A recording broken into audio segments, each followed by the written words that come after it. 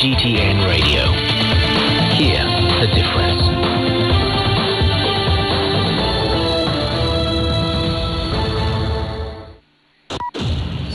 Now the news.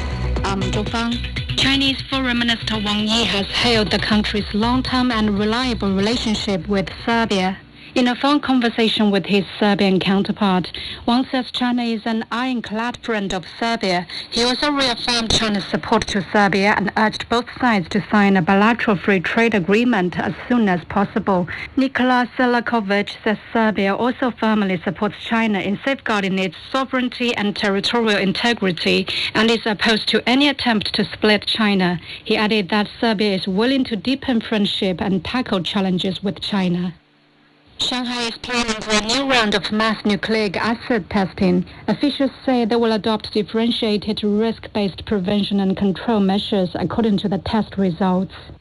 The conflict between Russia and Ukraine has lifted world food commodity prices to a new high in March. The monthly food prices index released by the UN Food and Agriculture Organization rose 12.6% to reach nearly 160 points, compared to a baseline of 100 points for the average in the period between 2014 and 2016. This is by far the highest total in the history of the index since its current form was launched in 1990.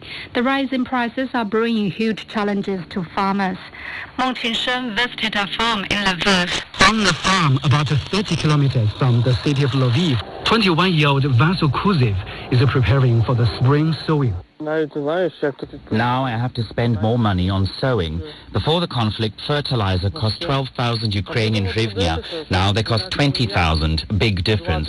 Because of the active fighting in eastern Ukraine, not many people are able to farm, so western Ukraine is responsible for most of the sowing. Ukraine is a major exporter of wheat, barley, sunflower and corn. But this year, experts predict at least 1/3 of the land is likely to go unplanted. Vasyl Kuzev recognizes the challenges ahead for large-scale sowing. He says there's no other way but to work hard and provide food for people. For now, he wishes for peace in the country and an end to the ongoing conflict. European Commission President Ursula von der Leyen has visited Ukraine and promised a speedier process for the country to join the EU. The EU's executive chief says the bloc has allocated €1 billion to support the Ukrainian armed forces. Ukrainian President Volodymyr Zelensky has hailed the visit of EU leaders as a signal of support for Ukraine. During her visit along with EU Foreign Policy Chief Joseph Borrell, von der Leyen also stopped by the town of Bucha, where hundreds of murdered civilians were allegedly found after Russian forces withdrew. Charles Leclerc has won pole for Ferrari at the Formula One Australian Grand Prix. Red Bull's Max Verstappen will also be starting from the front row. Sergio Perez is third. The Mercedes pair of Lewis Hamilton and George Russell are on the third row of the grid. Chinese driver Zhou Guanyu is 14th for Alfa Romeo. Qatar has opened a new museum with installations and objects showing the history of sports. Treasured items in the collection include boxer Muhammad Ali's fighting gloves and driver Michael Schumacher's car. The building is built around the Khalifa International Stadium, which is one of the venues that are hosting the 2022 World Cup in Qatar. Museum CEO Sheikh Karim Al Thani says this is Qatar's take on sport from around the world.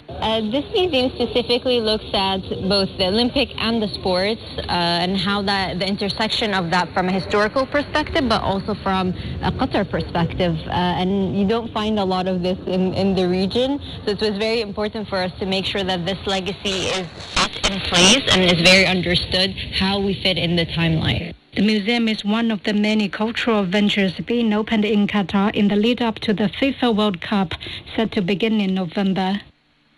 The Shenzhou 13 crew aboard China's space station will have a Q&A session this weekend with American students. Meanwhile, the Chinese ambassador to the United States will join hundreds of American children to watch the special session at the embassy. The 6-month Shenzhou 13 mission marks China's longest ever crewed space mission. The crew is scheduled to return to Earth later this month. And that's the news. I'm Zhou Fang.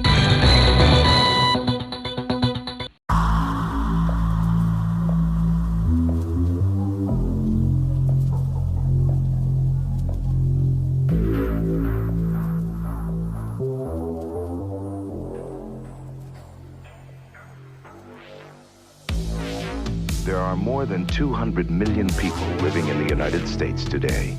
51 of them are Soviet deep cover agents, hypnotically programmed to become instruments of total destruction. They don't know who they are, but one man knows that all it will take to trigger them is a simple phone call.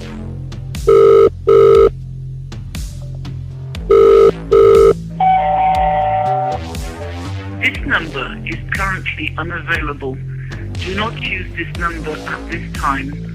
Please refer to backup channel Romeo X-ray 3 End.